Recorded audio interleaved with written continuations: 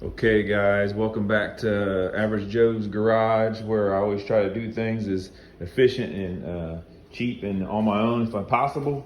Today we're going to talk about removing old gas tanks. And this doesn't have to be on an old truck like this, but the gas tank sits right underneath there.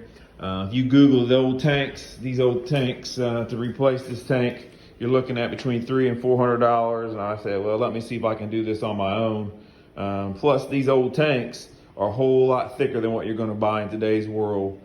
So I decided to clean it up. As you can see, I got it down to about the metal, and that's just a matter of putting a tool on your air nozzle, on your air tool, on your air hose, and going at it just as best you can and getting as much as you can cleaned off of it. Don't worry about the finish yet, because we're going to be doing some things here in a minute that will ruin your finish. So wait till the end to paint it. But you want to make sure you put some paper or some sort of plastic down on your garage floor as you see it makes a mess. And this Muriatic Acid that we're going to use, if you don't get some paper or plastic down, it will ruin the finish on your floor. So go get you about a gallon of this Muriatic Acid, doesn't matter the brand, just 1 gallon. Baking soda, just a spray bottle of water in case it gets loose on you.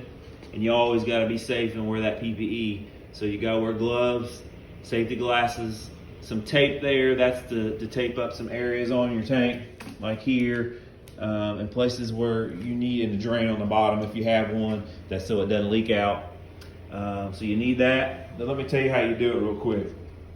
So all you do is you pour about, I depend on your tank size, but I would go 50-50. So if, go 2 gallons to 1 gallon or however you want to do it. I went 1 gallon to 1 gallon to make it stronger. And then you put it in there. You make sure you put the water in first, because you can't add acid. If you know anything about acid, you can't add acid. You got to add acid to water. You can't add water to acid or it'll react. So put your water in there, then just dump this in there, swish it around, go one side to the other. What I like to do is I like to tilt it one side for about 30 minutes, tilt it the other side for 30 minutes on its back, all the way around, except for the top's real hard to do because you got the top filler hole. But you do that, you get it nice and etched, and then you take the tape off the nozzle there.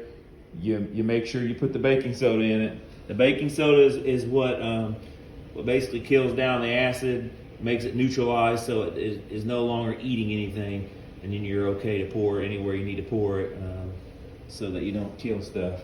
So put the baking soda in there, let it sizzle, let it foam up, and then you're done with that part.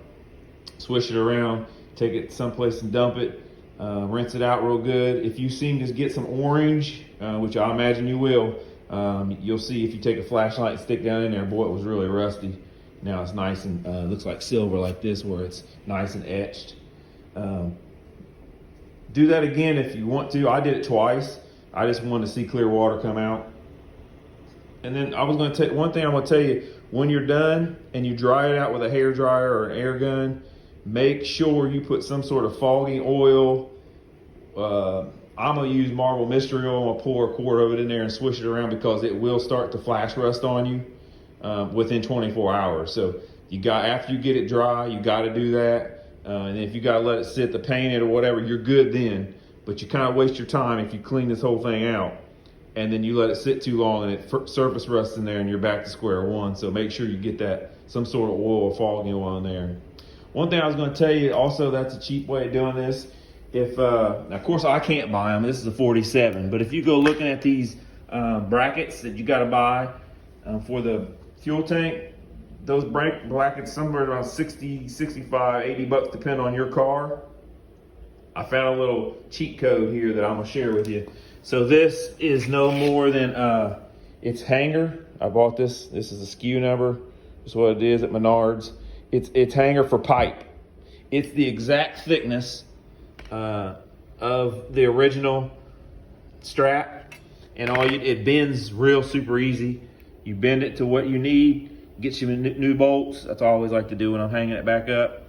And this hanger is like 700 pounds worth of weight, so there's no way that gas tank is going to be too much for that.